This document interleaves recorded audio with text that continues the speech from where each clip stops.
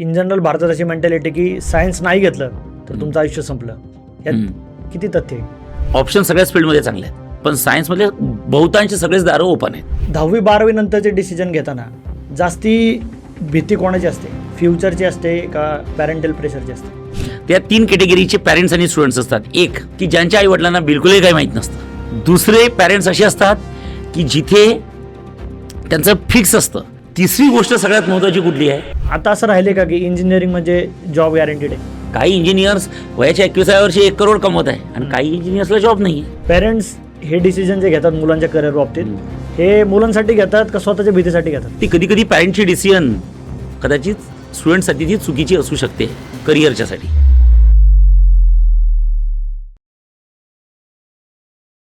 नमस्कार मंडळी, मी प्रतीक संजय वाल्लेकर आपलं स्वागत करतो द मराठी पॉडकास्टच्या एका नवीन एपिसोडमध्ये. 10वी-12वी नंतरचा एक डिसिजन, सायन्स की कॉमर्स की आर्ट्स, जो तुमच्या आयुष्यातला एक सर्वात महत्त्वाचा डिसिजन मानला जातो आणि प्रामाणिकपणे सांगायचं झालं तर तो इंटरेस्ट पेक्षा जास्ती प्रेशरवर आजकाल घेतला जातोय. याच विषयावर आपल्याशी बोलण्यासाठी आज येणार आहेत श्री सर्वत देशमुख क्लासेसचे ते डिरेक्टर आहेत आणि गेल्या 10 वर्षांपासून त्यांना या फील्डचा अनुभव आहे. या एपिसोडमध्ये आपण बोलणार आहे जेईई, नीट अशा एक्झामचं भविष्य, स्ट्रीम सिलेक्शनची खरी रियालिटी, पॅरेंट्स वर्सेस स्टुडंट्सचे कॉन्फ्लिक्ट्स, ड्रॉप इयरचं सत्य आणि आजच्या बदलत्या करिअरचं लँडस्केप. चला तर मग सुरू करूयात आजच्या एपिसोडला. सर्वतजी, आपलं खूप खूप स्वागत आहे आजच्या एपिसोडवर. सर्वतजी, भारतात अजून पण 10वी-12वी नंतरच्या करिअरला घेऊन खूप कन्फ्युजन आहे. म्हणजे डिसिजन जे आहेत 10वी-12वी नंतरचे करिअरचे ते इंटरेस्टनी कमी आणि प्रेशरनी, अँझायटीने जास्ती घेतले जातात. पॅरेंटल प्रेशरमुळे असेल किंवा बाकीच्या गोष्टींमुळे असेल. 10वी-12वी नंतरचे डिसिजन घेताना जास्ती भीती कोणाची असते? म्हणजे फ्युचरची असते का पॅरेंटल प्रेशरची असते? नमस्कार. 10वी-12वीचं डिसिजन घेताना बघा, पूर्वी असं नव्हतं. पूर्वी काय व्हायचं ना, 10वी-12वी नंतर फक्त 3च ऑप्शन राहायचे, आर्ट्स, कॉमर्स, सायन्स. आणि पॅरेंट सांगायचे की कॉमर्सला जायचं आहे. मुलांमध्ये कन्फ्युजन्स नाही राहायचं की कॉमर्सच करायचं आहे, कारण त्याचा भाऊ बहीण वगैरे फॅमिलीज पूर्ण कॉमर्समधनं गेलेली आहे. इन केस वाईस वर्सा सायन्समध्ये असंच व्हायचं. पण आता होतं काय माहिती आहे का, ऑप्शन्स भरपूर आहेत, त्यामुळे गोंधळ सगळ्या डोक्यात चालतो. त्याचं एक साधं उदाहरण सांगतो मी. 10वीपर्यंतचं जे शिक्षण असतं ते एक नदीचा फ्लो असतो. एक नदी आहे, नदीचं पाणी कसं वाहत राहतं, फक्त मुलांनी त्यात उड्या मारलेल्या आहेत, आई वडिलांनी शाळेत घातलेलं आहे. नदीचं पाणी आणि नदीचं पाणीच आपल्याला ढकलत नाही तर पुढे काहीच करायचं नाही आहे. फार तर फार एक असतं की इंग्लिश मिडियम घ्यायचं, मराठी मिडियम घ्यायचं, सेमी इंग्लिश घ्यायचं, CBSE घ्यायचं. त्याच्यावर काहीच ऑप्शन नसतात. त्यामुळे 10वीपर्यंत कधीच डोक्यात कन्फ्युजन राहत नाही, कारण ती नदीच आपल्याला पुढे पुढे ढकलत राहतं. पण आता नदी संपली आणि नेहमी नदी ही समुद्राला टच होते. नदी संपली आणि समुद्र सुरू झाला. आता समुद्र जसा सुरू झाला तशा समुद्राच्या लाटा अंगावर यायला लागल्या आणि ती लाटा झेलण्याची मानसिकताच आपली नाही आहे, कारण आजपर्यंत कधी आपली बौद्धिक क्षमताच तेवढी वाढलेली नाही. मग आता समुद्रात उडी मारली तर मग सायन्स जायचं, कॉमर्स घ्यायचं, आर्ट्स घ्यायचं, डिप्लोमा घ्यायचं. त्यात काही आता AIDSचे कोर्सेस आलेले आहेत, नवीन नवीन स्किल्स आलेले आहेत आणि सोशल मीडिया आहे, भरपूर एवढे सगळे ऑप्शन्स आहेत. त्यामुळे मग आता हे कन्फ्युजन सुरू झालं आहे. आणि कुठल्याही इन्फ्लुएन्सरचा व्हिडिओ बघितला तर तो सांगतो सायन्सच बरोबर आहे, कॉमर्सवाला सांगतो कॉमर्सच फील्ड बरोबर आहे, डिप्लोमाला सांगतो डिप्लोमाच फील्ड बरोबर आहे. त्यामुळे हे कन्फ्युजन डोक्यातनं वाढलेलं आहे. आता कन्फ्युजन एक आहे की खूप सारे ऑप्शन्स आहेत. दुसरं महत्त्वाचं, आई वडिलांचा रोल आता खूप जास्त आलेला आहे, त्यामुळे जजमेंट घेत असताना आई वडील येतात. तर मला असं वाटते याच्यात, जसा तुम्ही क्वेश्चन विचारला मला की हे खरंच फ्युचर आहे की म्हणजे फ्युचर बघून डिसिजन घेतली जाते की जजमेंट लोकांचं प्रेशर बघून, त्या 3 कॅटेगरीचे पॅरेंट्स आणि स्टुडंट्स असतात. एक की ज्यांच्या आई वडिलांना बिलकुलही काही माहीत नसतं, खरंच त्यांना अवेअरनेसच नाही, ते डिरेक्टली कुठल्या तरी एखाद्या टीचरकडे जातात किंवा कुठल्या तरी एखाद्या नातेवाईकडे जातात. त्यांनाच म्हणतात आम्हीच तुमचे भक्त आहोत. मी माझं उदाहरण सांगतो, ओके, आम्हीच तुमचे भक्त. सर तुम्ही जे म्हणणार ते, तुम्ही बोलले PCM घ्यायचं, PCM घ्यायचं. आणि खरं सांगतो, कधी कधी विश्वासावर मुलं ट्रॅकनी कामसुद्धा करतात आणि लाईफसुद्धा बनवतात. दुसरे पॅरेंट्स असे असतात की जिथे त्यांचं फिक्स असतं की आम्हाला PCMच घ्यायचं आहे, आम्हाला PCBच घ्यायचं आहे, मॅथ्समध्येच करिअर करायचं आहे, बायोलॉजीमध्येच करिअर करायचं आहे किंवा कॉमर्समध्ये आर्ट्समध्येच करिअर करायचं आहे. फिक्स असतं, ते कोणालाही विचारत नाही, त्यांचं घरनंच फिक्स असतं सगळ्या गोष्टी, आणि तेही मुलं चांगल्या प्रकारे करतात. तिसरी गोष्ट सगळ्यात महत्त्वाची कुठली आहे की जजमेंटल, ओके, की ज्यात स्टुडंटसोबत पॅरेंट्सही इन्वॉल्ड असतात. स्टुडंटची इच्छा असते PCM करायला पाहिजे, पण पॅरेंटची इच्छा नाही बायोलॉजी करायला पाहिजे. वाईस वर्सा, स्टुडंटची इच्छा असते की कॉमर्स करायला पाहिजे, पॅरेंट्स म्हणतो की सायन्स करा. मग या गोंधळात म्हणजे या कॅटेगरीचे जे पॅरेंट्स अँड स्टुडंट्स आहेत तिथे डिसिजन चुकतात मुलांचे. कारण तिथं घेतलेलं डिसिजन हे फ्युचर बघून नाही तर आजूबाजूच्या रिलेटिव्हचा विचार करून वगैरे ते केलेलं असतं आणि त्यामुळे तिथे डिसिजन चुकण्याचे चान्सेस जास्त असतात. तसे तुम्ही जे सांगितलं मला की फ्युचर आहे की प्रेशर आहे, तर असं 3 कॅटेगरी आहे. काही लोकांना काहीच माहीत नसतात, ते प्रेशरच नाही घेत. ओके.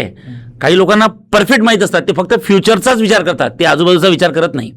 पण काही जे असतात कन्फ्युज्ड, की तिथं स्टुडंट कन्फ्यूज, पॅरेंट्स कन्फ्यूज, मग तिथं फ्युचरचा थोडाफार विचार केला जातो आणि थोडाफार रिलेटिव्ज वगैरे साईड प्रेशरचा विचार केला जातो आणि तिथे डिसिजन चुकण्याचे चान्सेस सगळ्यात जास्त असतात करिअरचे.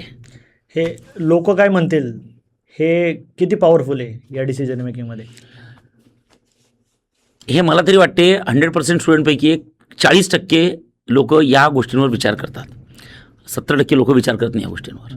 कारण आता बऱ्यापैकी लोकांना मॅच्युरिटी आलेली आहे, स्वतःचा विचार करतात. इव्हन आजकालचे पॅरेंट्ससुद्धा स्टुडंट्सला म्हणतात तू बघ बाबा काय करायचं आहे, तू बघ. म्हणजे पॅरेंट्स मला येतात भेटायला, म्हणतात तू बघ तुला काय करायचं आहे, सायन्स घ्यायचं आहे, कॉमर्स घ्यायचं आहे, आर्ट्स घ्यायचं आहे, सायन्समध्ये मॅथ्स ठेवायचं आहे.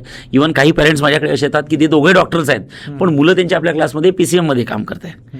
ओके. म्हणजे असं नाही, पण 30% असे आहेत की जे लोक काय म्हणतील, त्यांच्या काकांनी असं म्हटलं, काकूंनी असं म्हटलं. इव्हन काही पॅरेंट्स ॲडमिशनला येतात तेव्हा डिरेक्टली फोन लावून देतात आणि ते काका माझ्याशी बोलतात.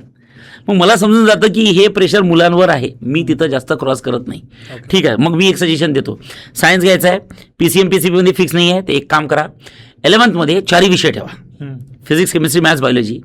छानपैकी 4 विषयाचा अभ्यास करा आणि त्यानंतर मग ॲट द एंड ऑफ 11 तुम्ही डिसाईड करा की तुम्हाला करिअर कशात करायचं आहे, एक तर बायोलॉजीमध्ये करायचं आहे की मॅथ्समध्ये करायचं आहे. त्यानुसार तुमचा सब्जेक्ट ड्रॉप करा आणि कुठल्या तरी एकाच फील्डला हे करा. तसं ओपिनियन जर का माझं पर्सनली घेत असाल तर स्टुडंटनी कुठल्या तरी एकाच फील्डला फोकस करायला पाहिजे, आयदर PCM और PCB.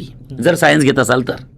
जर कन्फ्यूज असेल तर 11वीत 4 ठेवायचे आणि 12वीत एखादा ड्रॉप करायचा. आपल्या इथं असं म्हणजे इन जनरल भारतात अशी मेंटॅलिटी की सायन्स नाही घेतलं तर तुमचं आयुष्य संपलं.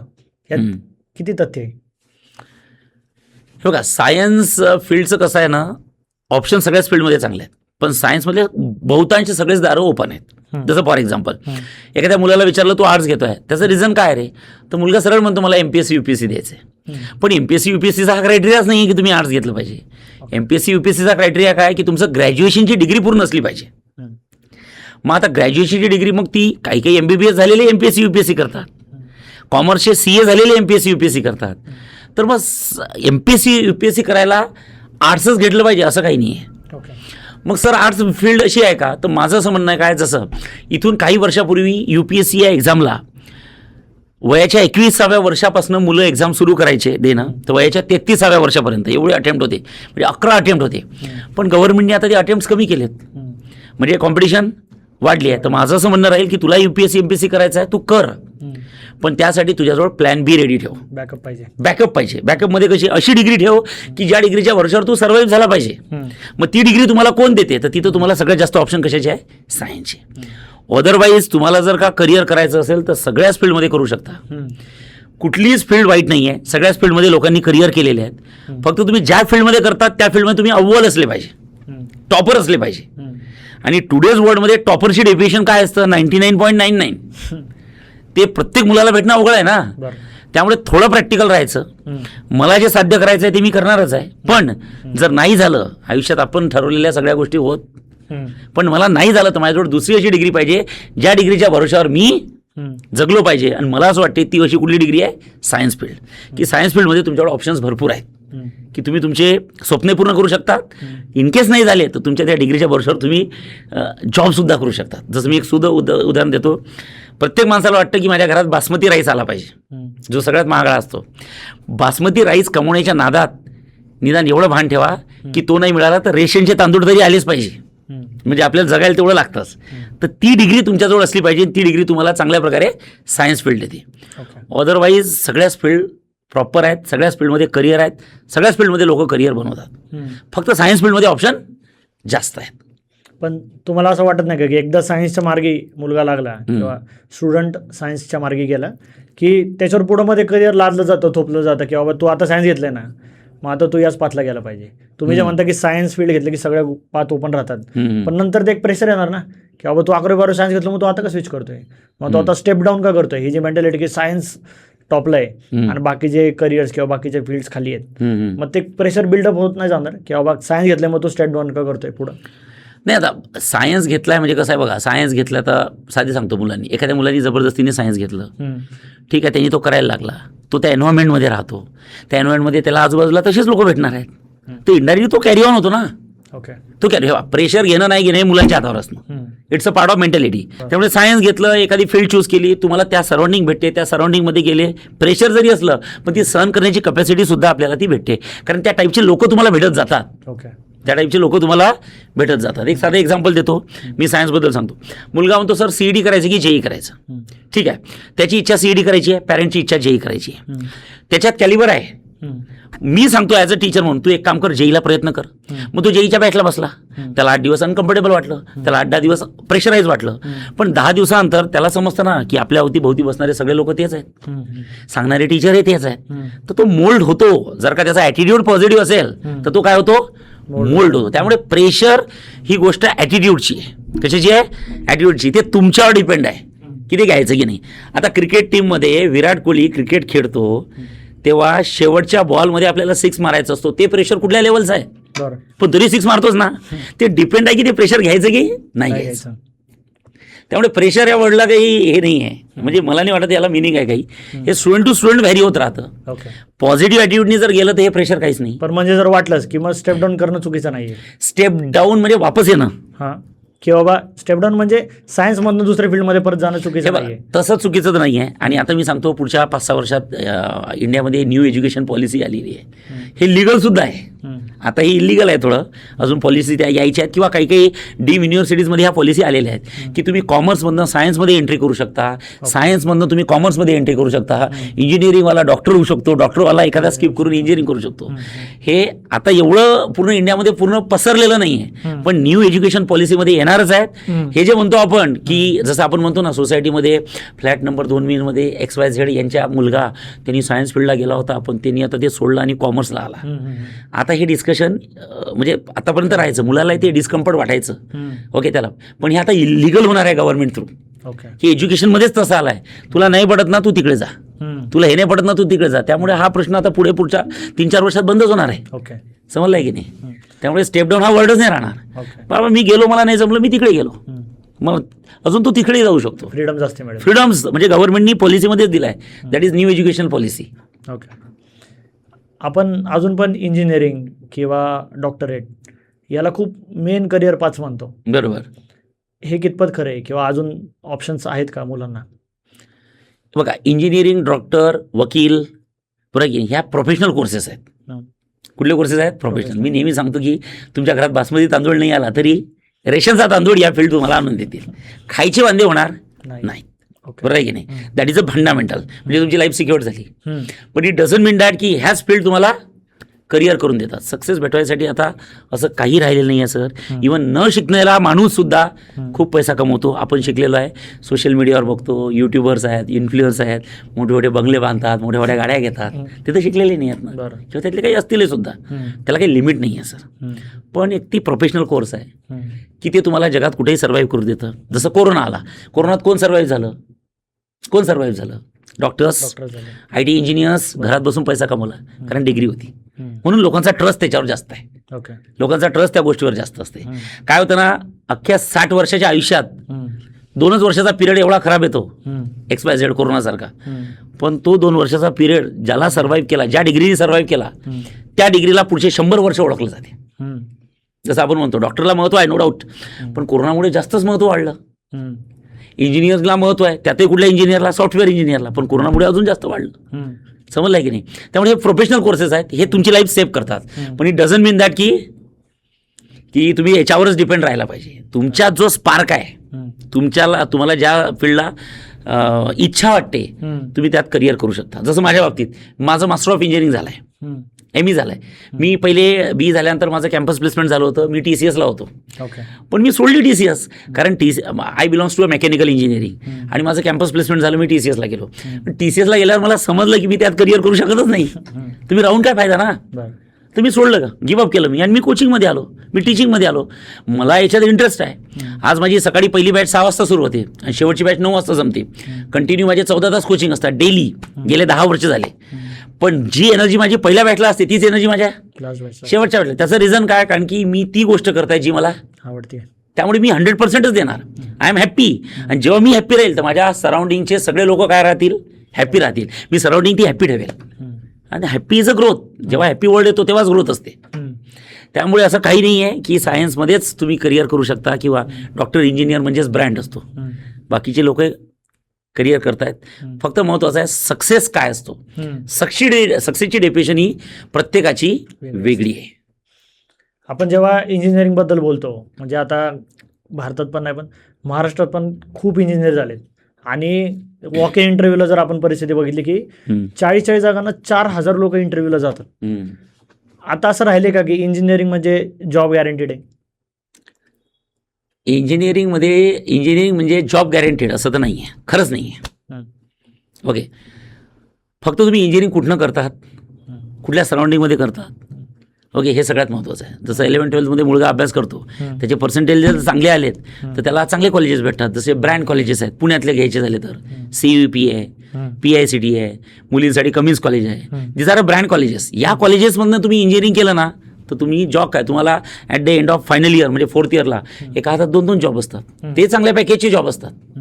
तुमची चॉईस आहे की तुम्हाला कुठला जॉब करायचा आहे. इव्हन तुम्ही एखाद्या कुठल्या तरी नॉर्मल कॉलेजमधनं केलं इंजिनिअरिंग, तिथं तुम्हाला 5000चा जॉब लागेल की नाही याची गॅरंटी नाही. हे डिपेंड आहे की तुम्ही कुठनं करताय. त्यामुळे there is no specific definitions. काही इंजिनियर्स वयाच्या 21व्या वर्षी 1 करोड कमवत आहे आणि काही इंजिनियर्सला जॉब नाही आहे. समजलंय की नाही. ब्रँड काय लागतो तुमच्या मागे सगळ्यात. इंजिनिअरिंगमध्ये मला असं वाटतं की तुम्हाला जॉब जर करायचा असेल तर तुम्हाला ज्या कॉलेजमधनं इंजिनिअरिंग करतात तो कॉलेज ब्रँड पाहिजे, तो ठपका तुमच्या बॉडीवर पाहिजे.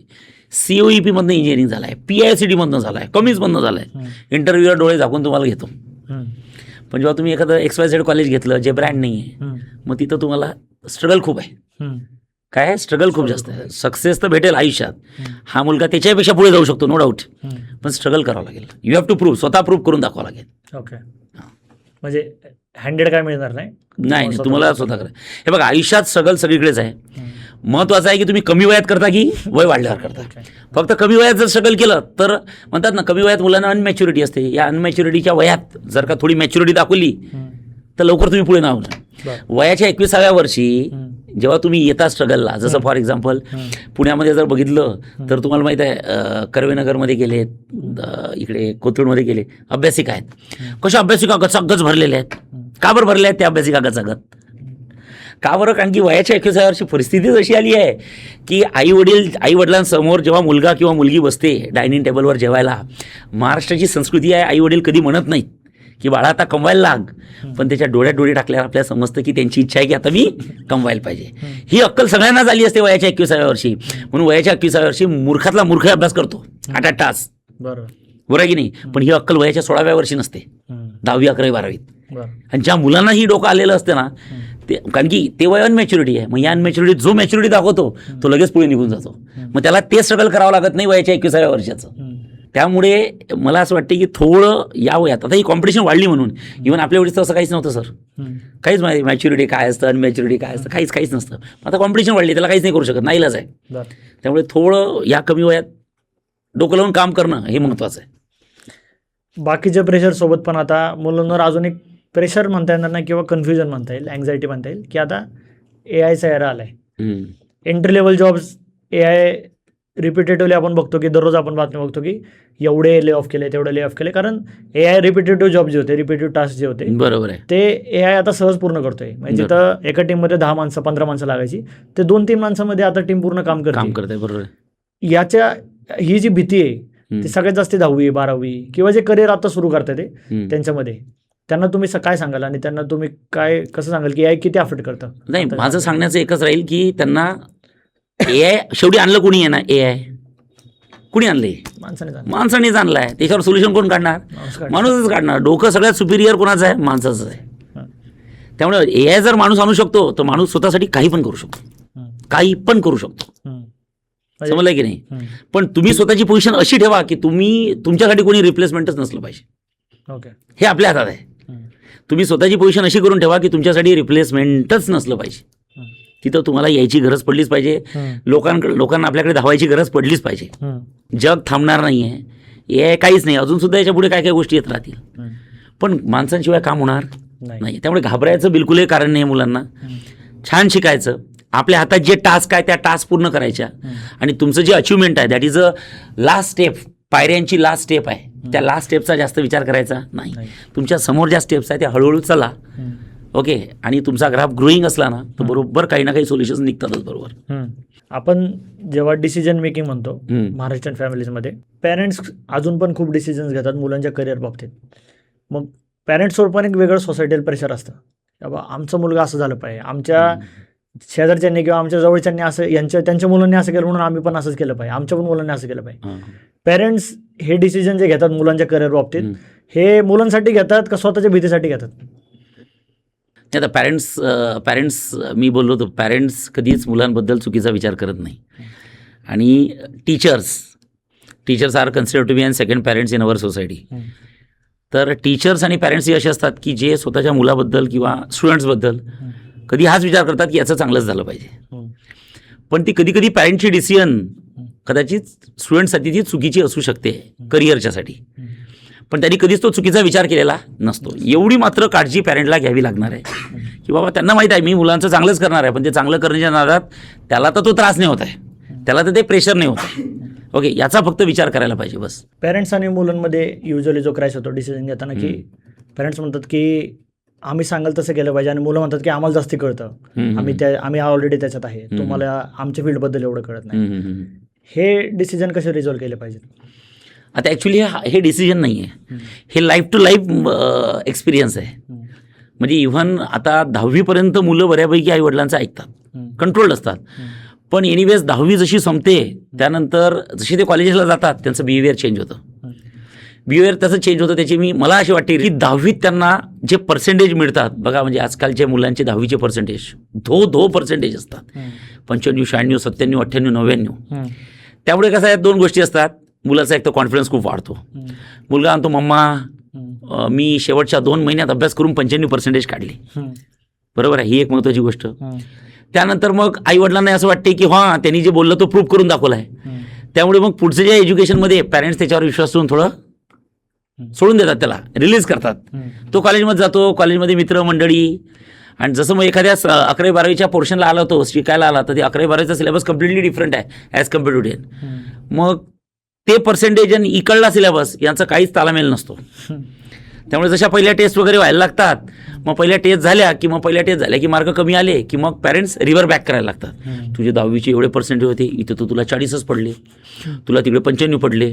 कारण पॅरेंटच्या डोक्यात काय असतं, आता तो 95चा स्टुडंट आहे, म्हणजे आता पुढचे सगळे पर्सेंटेज त्याचे 95च्या पुढे झाले पाहिजे. पण असं होत नाही ना. 11वीत गेल्यानंतर लगेच त्याचे पहिल्या स्टेजमध्ये 20-20% ड्रॉपडाऊन होतात. त्यामुळे मग पॅरेंट्स तिथं गोंधळ खराब सुरू होऊन जातो, आणि मग मुलं चिडचिड करायला लागतात. तुला समजते काय, तो अभ्यास किती अवघड आहे.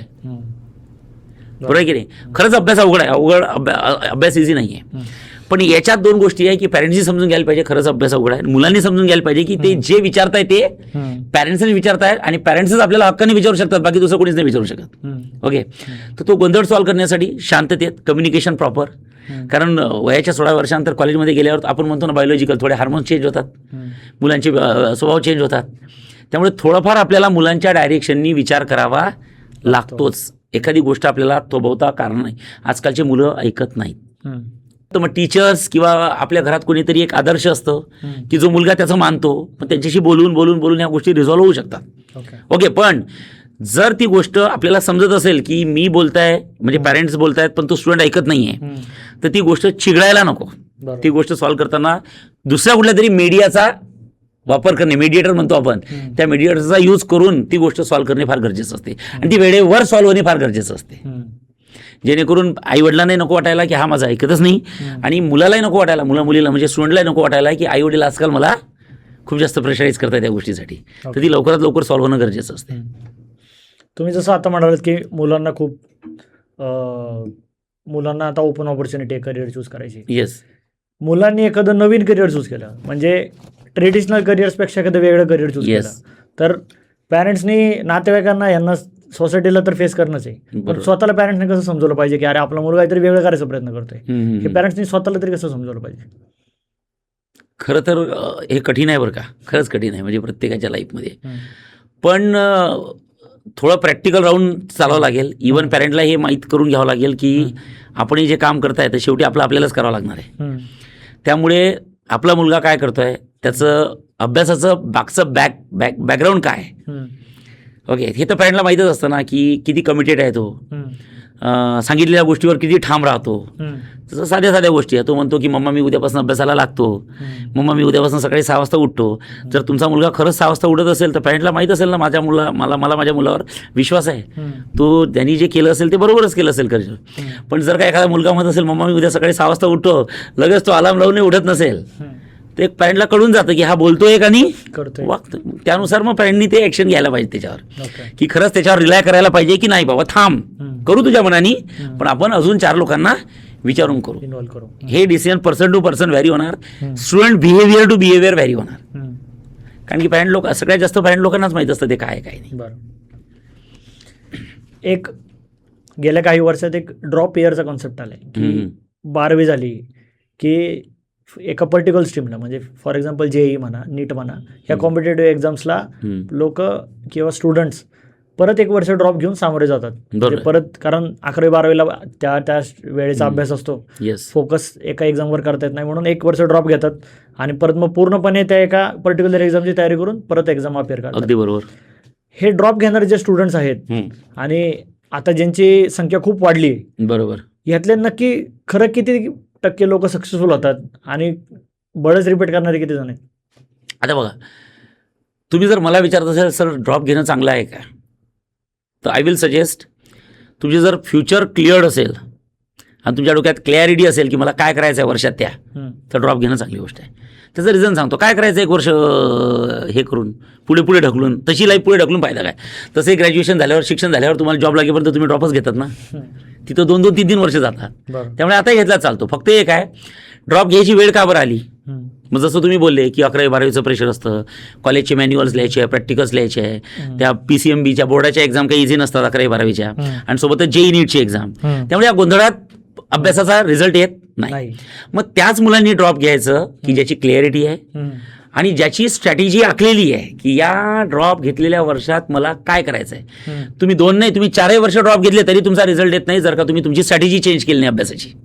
महत्वाचं आहे स्ट्रॅटेजी. तुमची जर स्ट्रॅटेजी कन्फर्म असेल, क्लिअर असेल की मला नीटच करायचं आहे, मला जेईच करायचं आहे, स्ट्रॅटेजी तुमची आखलेली असेल, तुम्हाला स्वतः नसता लागतायत तर रिस्पेक्टिव्ह टीचर्स, नामांकित टीचरांकडनं ती स्ट्रॅटेजी आखून घ्या. जर तुमची ती व्हिजन क्लिअर असेल तर तुम्ही ड्रॉप घ्या. पण ड्रॉप का बरं घेताय? करून बघू, कदाचित जमू शकते. फ्लॅट नंबर 200 मध्ये या काकूंच्या मुलांनी ड्रॉप घेतला होता, त्याचं जमलं, मग माझंही जमेल. पण डोक्यात स्ट्रॅटेजी मी करणार काय हे जर डोक्यात नसेल तर बिलकुल ड्रॉप घेण्यात काही अर्थ नाही. मग तुम्ही 1 नाही 4 वर्ष ड्रॉप घ्या, तुमचा रिझल्ट येणार नाही. तर स्ट्रॅटेजी महत्वाची आहे. ड्रॉप कशासाठी घेत आहे हे महत्वाचं आहे. आणि ड्रॉप घेऊन जर का मला ती एक्झाम गाठायची आहे तर ती एक्झाम गाठण्यासाठी मला फोकस आहे का, मी त्या स्ट्रॅटेजीनी, त्या ॲटिट्यूडनी त्या एक्झामचा अभ्यास करणार आहे का. जर हे विजन क्लिअर असेल तर 100% ड्रॉप घ्यायला पाहिजे. ओके, रिझल्ट येतो. आता आपण बऱ्याच गोष्टी बघितल्या, म्हणजे 10वी, 11वी, 10वी नंतरचं करिअर, 11वी-12वी मध्ये सायन्स घेतलं पाहिजे, कॉमर्स घेतलं पाहिजे, आर्ट्स घेतलं पाहिजे, 11वी-12वी नंतर ड्रॉप घेतलं पाहिजे का, खरंच इंजिनिअरिंग केलं पाहिजे का, किंवा ट्रेडिशनल मेथड जे आहेत, हे सगळं खूप कन्फ्युजन आहे. म्हणजे 11वीपासून ग्रॅज्युएशन पूर्ण होईस्तोवर किंवा मास्टर्स पूर्ण होईस्तोवर खूप कन्फ्युजन आहे. आता तुम्ही एवढ्या वर्ष क्लास घेताय, तुमच्याकडं या सगळ्या कन्फ्युजनमधले सर्वात जास्त केसेस कुठले आलेले आहेत? जनरली माझ्याकडे केसेस तर 11-12च्याच येतात. ओके, आफ्टर ग्रॅज्युएशनच्या केसेस येत नाहीत. कारण आफ्टर ग्रॅज्युएशन नंतर मला असा एकही स्टुडंट आला नाही की सर माझं चुकलं. कारण कसं असते माहिती आहे का, आयुष्यात डिसिजन सगळ्याच बरोबर याची काय गॅरंटी आहे. ती एक लाईफलाईन आहे ना, की take it a decision and try to make it right. तुम्ही डिसिजन घ्या आणि ती राईट बनवा ना. जसं आता आपल्या वेळेस इंजिनिअरिंग करायचं आहे, कुठलं करायचं आहे, मेकॅनिकल करायचं आहे, मग मेकॅनिकल इंजिनिअरिंगमध्ये जॉब नाही आहेत का? आहेत ना. मग तुम्ही ती डिसिजन घेतली, आता वापस जायचं नाही. त्या डिसिजनमध्ये तुम्ही जी डिसिजन घेतली त्यात तुम्ही आता काय चांगलं करू शकता. ही जर का तुमच्या धम्मक असेल ना तर तुम्हाला मागे यायची गरज नाही पडत. ओके. आणि ज्या तुम्हाला मागे यायची गरज पडली म्हणजे तुमच्यात कुठलीच डिसिजन घ्यायची धमक नाहीये नाहीये. आणि त्या डिसिजनमध्ये काही चांगलं करायची धमक नाहीये. त्यामुळे डिसिजन विचार करूनच घ्या. पण इन केस जर का तुम्ही पुढे गेलेलेच असेल, डिसिजन घेतलीच असेल तर try to make it right. Okay. तुम्ही काय करायचं ती बरोबर करण्याची प्रयत्न करा. आता आपल्या महाराष्ट्राची संस्कृती, आपलं लग्न झालं, लग्न झाल्यावर बायको आल्यावर 2 मिनिटं विचार येतो का, अरे यार चुकी डिसिजन घेतली नाही, बाई डिसिजन झालेली आहे, आता हे आपलं आहेच. ओके, आता आपल्याला संसार चालवायचाच आहे, पार पाडणे साधी गोष्ट आहे. तसंच आपला लाईफचा प्रश्न असतो, अकॅडमिकचा प्रश्न असतो. डिसिजन चेंज करणं सोपं नसतं. घेतलेल्या डिसिजनला चांगलं कसं करायचं. तुम्ही आता मी थोडं क्रॉस करतो. मी माझं उदाहरण सांगतो. बघा, मी असं 11वी-12वीत फिजिक्स मॅथ शिकवतो. आता जनरली तुम्ही जर का विचार केला असेल ना तर सायन्समध्ये सगळे टीचर एकच विषय शिकवतात, एक तर फिजिक्स, नाहीतर केमिस्ट्री, नाहीतर मॅथ्स. बरोबर आहे. मग ते कोण शिकवतात एक विषय? ज्यांचं BSc फिजिक्स झालाय, MSc फिजिक्स झालाय ते फिजिक्स सब्जेक्ट शिकवतात. ज्यांचं BSc केमिस्ट्री झालाय, MSc केमिस्ट्री झालाय ते केमिस्ट्री शिकवतात. पण माझं काय झालं, इंजिनिअरिंग करताना मी तेव्हा विचार नव्हता केला की मी टीचर होईल. पण मी ती डिसिजन घेतली, मी त्यात गेलो. मग त्यात गेल्यानंतर मला समजलं मला जॉब तर करायचा. मग जे माझ्याजवळ आहे मेकॅनिकल इंजिनिअरिंग, त्यात मी काय चांगलं करू शकतो. यू माइट बी नो, सगळ्यात अवघड इंजिनिअरिंग म्हणजे मेकॅनिकलच आहे. त्यात सगळ्यात फिजिक्स टफ लेवलचं असतं आणि मॅथ्सही टफ लेवलचं असतं. मग आता काय झालं, मी ती डिसिजन घेतली, मी त्यात पॉझिटिव्ह ॲटिट्यूडनी गेलो. आज ते 2 सब्जेक्ट शिकत असतानाच माझे एकदम स्ट्रॉंग झाले. त्यामुळे आज शिकवताना मी एकदम चांगल्या प्रकारे शिकू शकतो. Take a decision and try to make it right. बस आपल्या आयुष्यात ती चांगली झाली पाहिजे. आज right now I am happy, कारण मी 2 विषय शिकवतोय. तेच मुलांमध्ये क्रेज असतं, सर 2 विषय कसे काय शिकू शकतात आणि एवढे चांगल्या लेवलचे कसे काय शिकू शकतात. कारण की ते इंजिनिअरिंगमध्ये आपण ते केलेलं आहे, शिकलेलो आहे आपण त्या गोष्टी. त्यामुळे आज मला ते डिलिव्हर करायला काहीच वाटत नाही. मोठे अवघड कन्सेप्ट आपण एकदम चुटकीभर कॉन्सेप्ट, क्लिअरिटी किंवा शॉर्टकट्सनी आपण इझिली सांगू शकतो, कारण की आपण ते शिकलेलो आहे. बरोबर, बेस स्ट्रॉंग आहे. हां, बेस स्ट्रॉंग आहे. म्हणजे आपण तेव्हा मेहनत केली आहे, त्याचा आपल्याला यूज इथे होतोच. बरं, तुम्ही ॲज अ कोच जेव्हा एखाद्या स्टुडंटला पहिल्यांदा भेटता, तुम्हाला असं कळतं का की हा बरोबर ट्रॅकवर आहे किंवा हा कुठेतरी चुकतोय? स्टार्टिंगला खरंच कळत नाही 1-2 महिने. त्यामुळे माझ्या क्लासचा एक प्रोटोकॉल असतो. माझ्या क्लासमध्ये 11वी-12वी जेव्हा स्टुडंट्स येतात, आलेल्या पॅरेंट्सला आपल्या क्लासमध्ये कधीच असं म्हटलं जात नाही तुम्ही एवढी फी भरा, ॲडमिशन घ्या. कधीच म्हटलं जात नाही. सगळ्यात पहिले मिनिमम 8 दिवस तरी तुला डेमो लेक्चरला बसावं लागेल. म्हणजे फी न भरता फ्री ऑफ कॉस्ट डेमो लेक्चरला बसायचं. डेमो लेक्चर्स हे 8 काय, जर का सुरुवातीचा काळ असेल तर 1-1 महिना मी फ्री बसवतो मुलांना. त्यात काय होतं ना माहिती आहे, शेवटी काय माहिती आहे का, क्लासेस घ्यायचे आहेत म्हणजे आपल्याला टीचिंगमध्ये राहायचं जास्त नाही, पैसा कमवायचा आहे, ते तर सेकंडरी आहे. महत्त्वाचं आहे की मुलं जुळले पाहिजे आपल्यासोबत, आणि तेव्हाच मजा येते शिकवण्याची. कारण की आपण शिकवताना जो मुलांचा फेस असतो ना, चेहरा, तो फ्रेश दिसला की आपल्याला समजतं की आपण चांगल्या गोष्टी डिलिव्हर करतोय. त्यामुळे मुलगा जेव्हा बिंदास येऊन बसतो ना अंडर एनी प्रेशर, तेव्हा त्या 2 गोष्टी असतात. मुलाला एक समजतं की बाबा इन केस मला जर का हा क्लास जॉईन करायचा असेल तर इथे हे XYZ टीचर्स आहेत, whether I am comfortable or not, त्या टीचरांसोबत कम्फर्टेबल आहे की नाही. भले मी नाव ऐकलं आहे देशमुख सर फिजिक्स खूप छान शिकवतात, पण खरंच मला देशमुख सरांचं फिजिक्स समजतं की नाही हे मुलाला समजणं गरजेचं आहे. त्यात दुसरी महत्त्वाची गोष्ट काय की मला हे समजलं पाहिजे की मी ज्या मुलाला शिकवत आहे तो नेमका कुठल्या एक्झामसाठी परफेक्ट होऊ शकतो. म्हणजे जेव्हा त्याचे वडील 15-20 दिवसांतर ॲडमिशनला येतात तेव्हा त्यांनी जर मला विचारलं तर मी सरळ सांगू शकतो की सर नाही, याला आपण CETला टाकू, CETसाठी बेस्ट आहे, मी रिझल्ट काढतो याचा. ओके सर, याचं डोकं चालतं बरं का, हा क्रिएटिव्ह डोक्याचा, याला आपण JEEला प्रयत्न करायला पाहिजे. कारण शेवटी माझा स्वार्थ आहे रिझल्ट. माझा स्वार्थ काय आहे? रिझल्ट. मला रिझल्ट पाहिजे. रिझल्ट आणण्यासाठी मी काही करायला तयार आहे, काहीही करायला तयार आहे. त्यामुळे माझ्या क्लासमध्ये आम्ही ते डेमो लेक्चरला बसवतोच. त्या दोन्ही गोष्टी, मुलगा कम्फर्टेबल होतो आणि मला मुलापेक्षा जास्त मला समजतं की याच्यात काय कॅलिबर आहे ते मी ओळखून घेऊ शकतो. एक 15-20 दिवसात शिकवताना काही गोष्टी अशा असतात की आपण शिकवताना मुलांच्या चेहऱ्याकडे बघितलं आणि आपल्याला समजतं की याची लेवल काय आहे. हा खरंच विचार करतो की गिव्हअप करतो क्वेश्चनला, त्यावरून आपल्याला जजमेंट होतं. 8-10 दिवसात कंटिन्यू जर लेक्चर घेतले तर 100% होतं सर. ओके. एखाद्या स्टुडंटला जर योग्य गायडन्स नसेल आणि तो तुमच्या क्लासमध्ये आला किंवा त्याची स्ट्रीमच चुकीची असेल किंवा त्याला क्लॅरिटी नसेल की आपल्याला खरंच काय करायचं आहे, तर तुमच्याकडनं त्याला कसं मार्गदर्शन होतं? फ्रँकली स्पीकिंग, मी सायन्स फील्डमधला आहे, तर मी सायन्स फील्डमध्येच काय काय चांगल्या गोष्टी आहेत खूप चांगल्या प्रकारे सांगू शकतो त्यांना. ओके. मी सायन्स फील्डमध्ये शिकलेलो आहे, मी त्याच फील्डमध्ये काम करतो, तर मी त्याच फील्डमध्ये खूप चांगलं करिअर सांगू शकतो. आता इट डझंट मीन दॅट की बाकीच्या फील्डमध्ये करिअर नाही आहे. ओके, आणि मी सांगतो आय एम नॉट आयडियल, की आय एम नॉट आयडियल, मी देव नाही आहे ना, मी सगळ्याच फील्डबद्दल सांगणार. हा, तू सायन्स फील्डबद्दल जर विचारला तर मी त्यात तुला चुकीचं डायरेक्शन देणार नाही. ठीक आहे, आणि कन्फ्युजन जर असेल तर मी सायन्स फील्ड चांगली कशी आहे हे सांगू शकतो. मी हे नाही सांगणार की ही फील्ड वाईट आहे. मग त्यात तर 100% मी ज्या गोष्टी त्याच्या डिफिकल्टी लेवल असतात त्या सगळ्या गोष्टी आम्ही प्रॉपरली सांगू शकतो, आणि त्यातही मग PCM घ्यायचं, PCB घ्यायचं, PCMB घ्यायचं, त्यातही प्रॉपर डायरेक्शन देऊ शकतो. ती क्लिअरिटी आपण मुलांना 100% देऊ शकतो क्लासमध्ये. आपण इन जनरल तुमचे ओपिनियन्स ऐकले. आता आपण एक छोटा रॅपिड फायर राऊंड खेळणार आहे. मी तुम्हाला 5 ते 6 प्रश्न विचारणार आहे. तुम्ही त्याचे न विचार करता 1 किंवा 2 वाक्यात उत्तर द्यायचे. ओके, करू सुरू? येस. सायन्स घेणारा विद्यार्थीच हुशार असतो का? नाही. इंजिनिअरिंग हे आता सेफ करिअर राहिले का? येस. ड्रॉप इयर हे स्मार्ट आहे का रिस्की? व्हेरियंट आहे. मी बोललो स्ट्रॅटेजी असेल तर स्मार्ट आहे, स्ट्रॅटेजी नसेल तर रिस्की आहे. AI एक थ्रेट आहे का एक opportunity? Opportunity. Everything is opportunity. जर का रात्री झोपल्यावर तुमचे सकाळी डोळे उघडत असतील ना तर तुमच्याकडे ऑपॉर्च्युनिटी भेटली, देवानी ऑपॉर्च्युनिटी दिली. पॅरेंटल प्रेशर हे खरं केअर आहे की कंट्रोल आहे? बोथ. बोथ. सेफ उत्तर. काही ठिकाणी केअर सुद्धा आहे आणि काही ठिकाणी प्रेशर सुद्धा आहे. ओके. हां, आपण पॉडकास्टच्या शेवटी वळतोय. हां. मला इन जनरल तुमचे महाराष्ट्राच्या सिस्टीमबद्दल, महाराष्ट्राच्या एज्युकेशनल कॉन्टेंटबद्दल तुमचे विचार हवेत, की महाराष्ट्रामध्ये करिअर डिसिजन हे खरंच चॉईस राहिलेत का ते आता एक सोशल एक्सपेरिमेंट झाले? करिअर डिसिजन हे चॉईसच आहे, पण हे सोशल, तुम्ही काय म्हटले, सोशल एक्सपेरिमेंट म्हणजे तुमच्या फॅमिलीचा स्टेटस वाढवायला, की आमचा मुलगा या फील्डमध्ये, आमचा मुलगा हे आहे, आमचा मुलगा इंजिनिअरिंग म्हणजे आमच्या फॅमिलीची किंमत वाढते, आमचा मुलगा डॉक्टर आहे. काही ठिकाणी ह्या गोष्टी होत सुद्धा असतील, पण तिथं लगेच मी काय म्हणतो, जर का त्या ॲटिट्यूडनी जर तुम्ही एखादं करिअर डिसिजन घेतलं तर ते म्हणतात ना, भांडं उघडायला जास्त वेळ लागत नाही. पुढच्या 5-6 महिन्यात समजून जातं की आपली डिसिजन चुकली आहे. ओके, पण खरंच जर का तुम्ही विचार करून ह्या डिसिजन घेतले असतील तर तुमची लाईफ बनेल. ओके, 100% लाईफ बनेल. स्टुडंट्स नक्की खरं कशाला घाबरतात? की स्टुडंट्स कॉम्पिटिशनला घाबरतात का स्टुडंट्स फेलियरला घाबरतात? स्टुडंट्स खरं तर बघा, आता याच्यात कसं आहे, आता हे खूप डिप्लोमॅटिक क्वेश्चन आहे.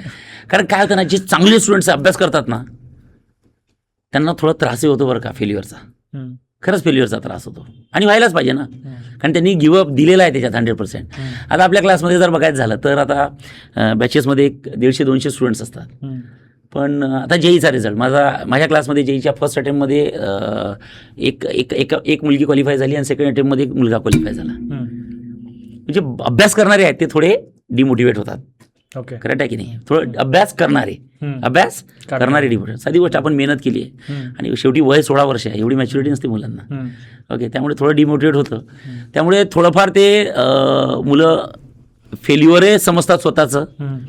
पण माझं असं सजेशन राहील की हे फेल्युअर नाही आहे. ओके, तुम्ही तुमचे प्रयत्न करत राहा. म्हणतात ना, तुम्ही तुमचे प्रयत्न करा. जर तुमचे प्रयत्न प्रामाणिक असतील, तुमची कन्सिस्टन्सी बरोबर असेल, तुमच्या क्षमता असेल ती करायची, तर 100% तुम्हाला कधी ना कधी त्याचा आउटपुट भेटेल. काही लोकांना 1 वर्षांतर भेटतं, काही लोकांना 2 वर्षांतर भेटतं, काही लोकांना 10 वर्षांतर भेटतं. ज्या लोकांना 10 वर्षांना भेटतं ना तर देव ते व्याजासहित देतं. ज्या लोकांना लवकर भेटलं त्यांना कमी भेटतं, ज्या लोकांना लेट भेटलं तेव्हा देव ते देतं, पण ते व्याजासहित देतं. समजलं की नाही? ओके, म्हणजे ते मला देणेवाला जब भी देता छप्पर फाडके. पण त्यासाठी तुमची कन्सिस्टन्सी फार महत्त्वाची आहे प्रत्येक कामात. ओके, म्हणजे एवढं सजेशन मी देऊ शकतो. अदरवाईज हे फेल्युअर वगैरे ते तर प्लस मायनस आहेतच. ओके सर, खूप बरं वाटलं आज तुमच्याशी कॉन्व्हर्सेशन करून. 11वी-12वीच्या किंवा इन जनरल जे पेरेंट्स आता कन्फ्युज आहेत, ज्यांना त्यांच्या मुलांच्या करिअरचं टेन्शन आहे, आणि जे स्टुडंट्स देखील ज्यांना क्लॅरिटी नाही आहे त्यांच्या करिअरवर, त्यांच्यापर्यंत 100% कॉन्व्हर्सेशन पोहोचायचा आम्ही प्रयत्न करू. खूप खूप धन्यवाद. Thank you so much. थँक्यू.